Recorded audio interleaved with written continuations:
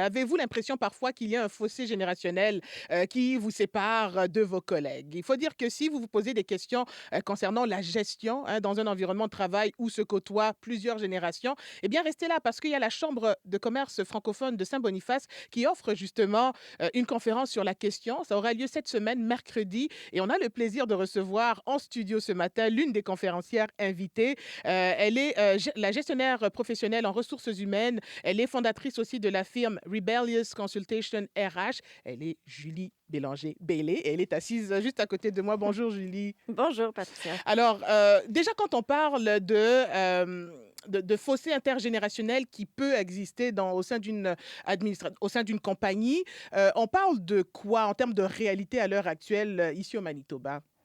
Ben, je pense que la première chose, c'est que la diversité, on en parle, la diversité est partout. On parle de diversité de religion, diversité de genre et on parle rarement de diversité des âges. Mmh. Et donc, juste en écoutant, un peu plus tôt La discussion la sur les discussion, accords. comme quoi qu'il y a des collègues, plus âgés qui préfèrent continuer à utiliser leur bécherelle pour vérifier leur grammaire et d'autres qui vont aller sur internet. Je pense que juste là, on voit qu'il y a différents désirs, différentes valeurs, différents besoins.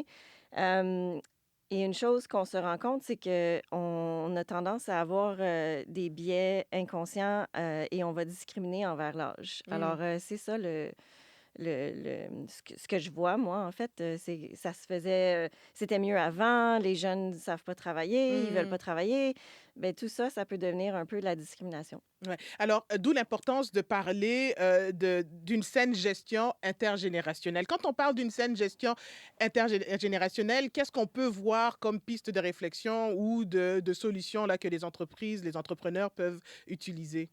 Ben je pense que la première chose, c'est d'apprendre à se parler puis à connaître son monde, plutôt que de parler de différentes, générations. Pourquoi pas, juste revenir à l'humain puis écouter, ce que les gens ont à dire, d'apprendre à connaître nos équipes. Donc, tu sais, on voit qu'il y a des changements. L'entreprise est le prolongement de la société, hein. Alors ce qui se passe en société, on le ressent en entreprise et donc, d'apprendre à bâtir des ponts, à avoir, du mentorat, à ouvrir les communications et à utiliser différentes sources de communication, juste, un bécherel ou l'internet.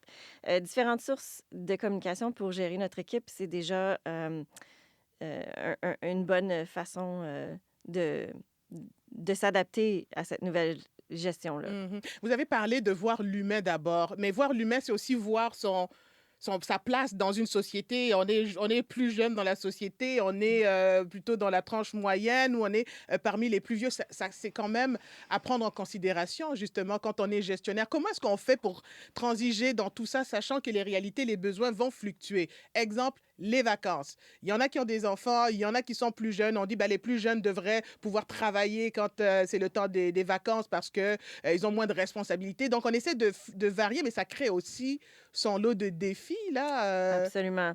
Alors c'est ça, si vous venez à la conférence ce mercredi, vous allez en apprendre, davantage. Ça va être, 1 heure, de discussion justement sur comment on va vous donner des outils, Mmh. des exemples concrets, mais juste pour répondre peut-être à ce commentaire-là, oui, c'est certain qu'il va y avoir des défis, quand on travaille avec des humains. La diversité fait partie des êtres humains. Alors ici, on parle plus de diversité de l'âge et de s'adapter, d'adapter notre style de leadership finalement, c'est ça. Peut-être que, on commence à voir qu'il y avait des défaillances dans les styles de leadership, les styles de gestion qu'on utilisait dans le passé. La gestion des ressources humaines a évolué Mmh. depuis les 100 dernières années et donc, aujourd'hui, on voit comment ça se transmet dans le milieu de travail et c'est super intéressant parce que on vit une crise, une pénurie de main-d'œuvre et peut-être que si on commence à prendre conscience de nos biais inconscients, de nos préjugés et plutôt de dire: «Ben, je ne vais pas embaucher des jeunes parce qu'ils ne savent pas travailler» ou «Je ne vais pas embaucher, des personnes plus âgées parce qu'ils vont prendre leur retraite bientôt». Plutôt de regarder ça comme ça, ben, d'avoir un mix au sein de notre équipe, ça va nous apporter un atout pour cette pénurie-là. Mais est-ce qu'il y a encore, en 2023, Julie Bellé, des gens qui pensent comme ça, c'est-à-dire qui vont décider d'embaucher en regardant l'âge des personnes? Est-ce que le critère de l'âge, c'est encore un facteur important de préjugés au sein des organisations? Absolument. On veut la sagesse d'une personne de 50 ans, on veut l'expérience d'une personne de 40 ans, on veut le dynamisme d'une personne de 30 ans, mais on veut payer le salaire d'une personne de 20 ans. Ah ouais. On veut le beurre et l'argent du beurre, hein? Mmh.